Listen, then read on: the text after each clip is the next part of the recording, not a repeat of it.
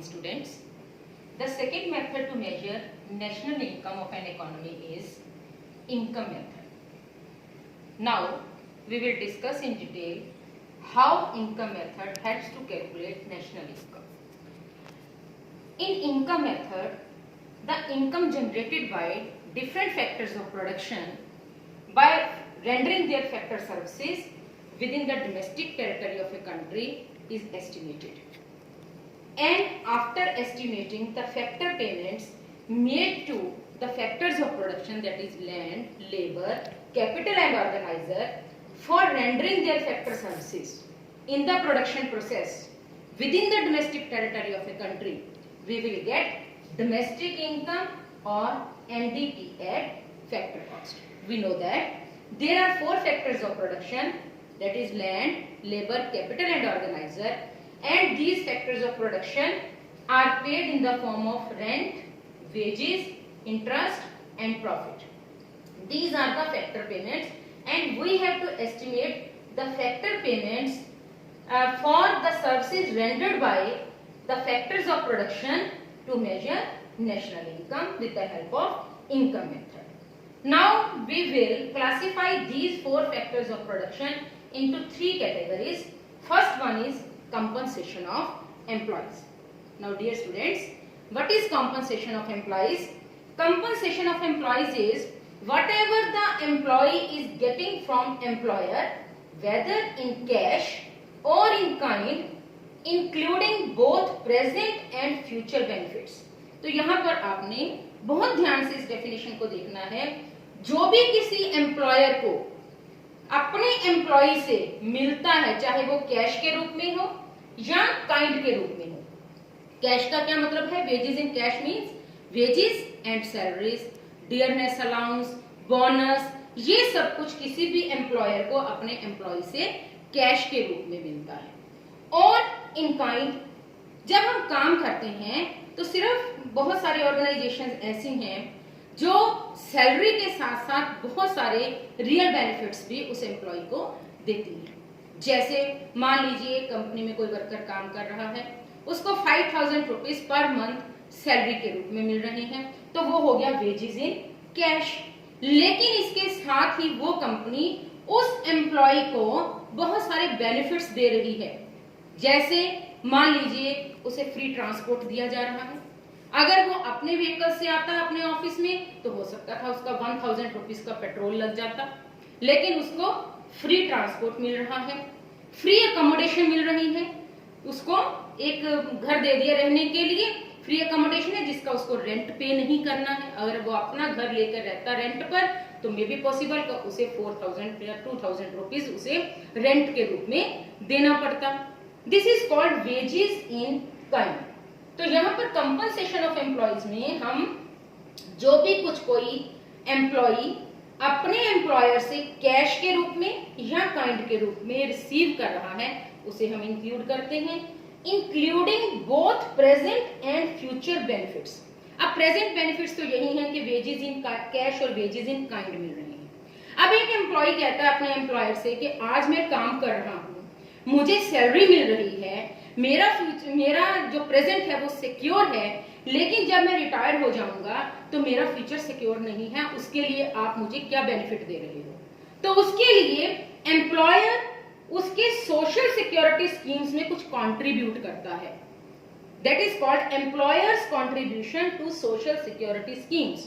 जैसे एक provident fund होता है, उसमें कंट्रीब्यूशन जितनी एम्प्लॉयर ने उस एम्प्लॉय के प्रोविडेंट फंड में कंट्रीब्यूट किया, एम्प्लॉयर ने प्रोविडेंट फंड एम्प्लॉय का है, उस फंड में जितना पैसा उसने कंट्रीब्यूट किया that will be a part of compensation of employees. इसी तरह से सरकार के द्वारा ग्रेचुटी दी जाती है एम्प्लॉयज को, रिटायरमेंट के बाद पेंशन दी जाती है उसको रिटायरमेंट के बाद। तो ये सारे employers contribution to social security schemes कहलाते हैं and it is also a part of compensation of employees. यहाँ एक चीज आपको बहुत क्लियर करने वाली है कि ये जो employers contribution to social security schemes है, इसमें सिर्फ कर्मचारियों का, इसमें सिर्फ मालिकों का, मालिक ने अगर कुछ अंशदान दिया है उसके सोशल सिक्योरिटी स्कीम्स में उसी को ही ऐड करना है। अगर वो कर्मचारी खुद अपने प्रोविडेंट फंड में कुछ पैसा डाल रहा है, कंट्रीब्यूट कर रहा है, तो उसको हम इसमें ऐड नहीं करेंगे। मान लीजिए किसी की इनकम 10,000 रुपीज है, अपने प्रोविडेंट फंड में 2,000 रुपीज डाल देता है, इसका मतलब उसने बैंक में सेविंग नहीं की, अपने प्रोविडेंट फंड में पैसा सेव करके रख लिया, तो इससे उसकी जो वेजेस एंड सैलरीज हैं या कंपनसेशन ऑफ एम्प्लॉइज हैं वो नहीं बढ़ेंगी। वो तो 10,000 रुपीज का ही पार्ट है, उसकी वेजेस एंड सैलरीज का ही, वेजेस इन कैश का ही पार्ट है।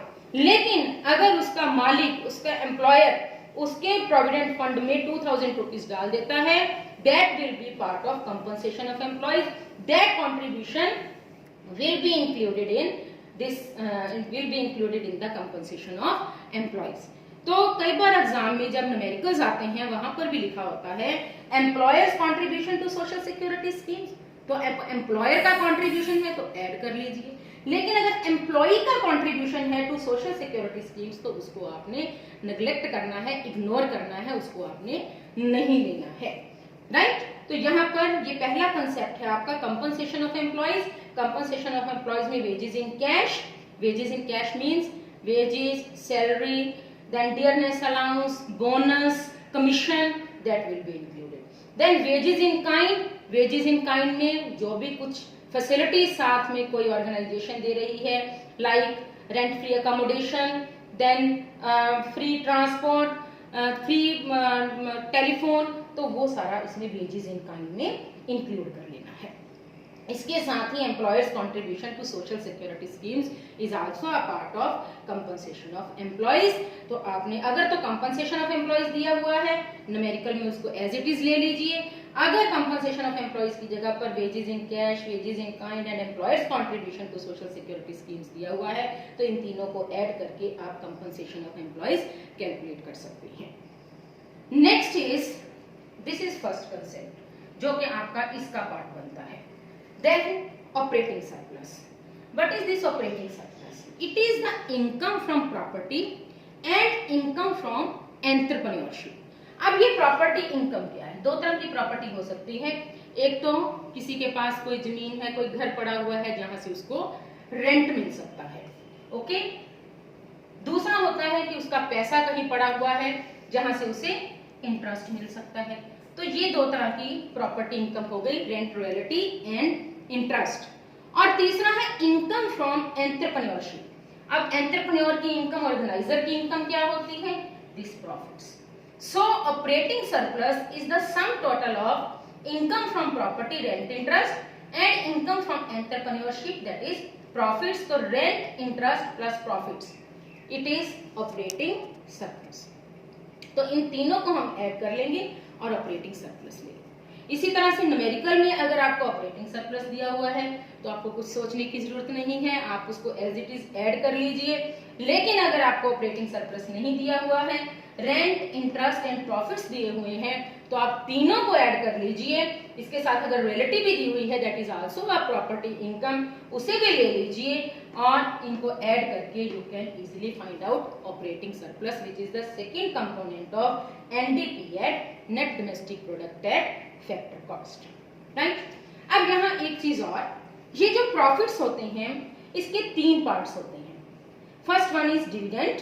Dividend means that part of profits which is distributed among the shareholders। Shareholders के बीच में प्रॉफिट का एक पार्ट बांट दिया जाता है, उसे हम डिविडेंड कहते हैं।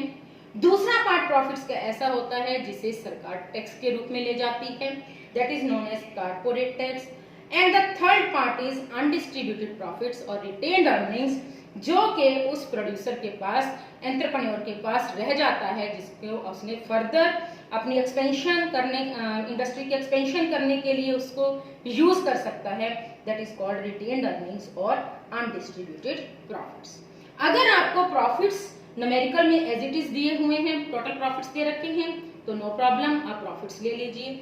लेकिन अगर प्रॉफिट्स नहीं दिए हुए, डिविडेंड दिया है, कॉर्पोरेट टैक्स दिया है, अनडिस्ट्रीब्यूटेड प्रॉफिट्स दिए हैं, तो आप तीनों को ऐड करके टोटल प्रॉफिट्स निकालेंगे, फिर रेंट और इंटरेस्ट और प्रॉफिट्स को ऐड करके आप ऑपरेटिंग सरप्लस को कैलकुलेट कर लेंगे। तो ये आपका सेकंड कंसेप्ट है ऑपरेटिंग सरप्लस, राइट।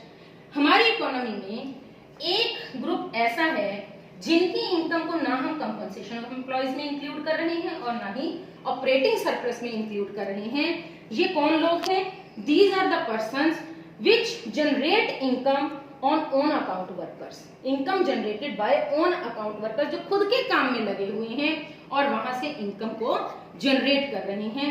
जैसे किसान है, खुद का काम कर रहा है, बार्बर्स, बाल काटने वाला व्यक्ति है, वो खुद का काम कर रहा है, शॉपकीपर्स, वो खुद का काम कर रहे हैं। तो इन सबकी इनकम को ना तो हमने कंपनसेशन ऑफ एम्प्लॉयज में इंक्लूड किया है, ना ही ऑपरेटिंग सरप्लस में लिया है। तो इनकी इनकम को mixed income of self employed persons कहते हैं। इनकी इनकम इलीगल इनकम नहीं है जिसको हमने नेशनल इनकम में ऐड नहीं करना। They are also generating income by doing economic activities in the economy, so their income must be included in national income and their income is known as mixed income of self-employed persons. तो जब हम ये तीनों तरह की income, that is compensation of employees, operating surplus और mixed income, इन तीनों को ऐड कर देते हैं, we will get NDP at factor cost which is equal to compensation of employees, operating surplus and mixed income. Right? अब NDP at factor cost से हमें national income calculate करनी है and we know that national income is net national product at factor cost. तो अगर हमें net national product निकालना है डोमेस्टिक प्रोडक्ट से, तो हम क्या करते हैं, net factor income from abroad को ऐड कर देते हैं, तो हमारे पास एनएनपी एट फैक्टर कॉस्ट आ जाता है which is also known as national income. अगर net factor income from abroad दिया हुआ है, नो प्रॉब्लम। अगर net factor income from abroad नहीं गिवन है और उसकी जगह पर आपको फैक्टर इनकम फ्रॉम अब्रॉड और फैक्टर इनकम टू अब्रॉड दिया है, तो आप net factor income from abroad calculate कर सकते हैं। कैसे? Factor income from abroad minus factor income to abroad, right? और यहाँ पर एक चीज और है, आपने यहाँ पर net factor income from abroad लेना है। अगर net factor income from abroad के स्थान पर आपको net factor income to abroad दिया हुआ है, तो ये नेगेटिव आइटम हो जाएगी और यहाँ पर हम एनडीपी एट फैक्टर कॉस्ट में से माइनस कर देंगे net factor income to abroad, तो हमारे पास एनएनपी एट फैक्टर कॉस्ट आ जाएगा। So this is all about income method to measure national income. Thank you.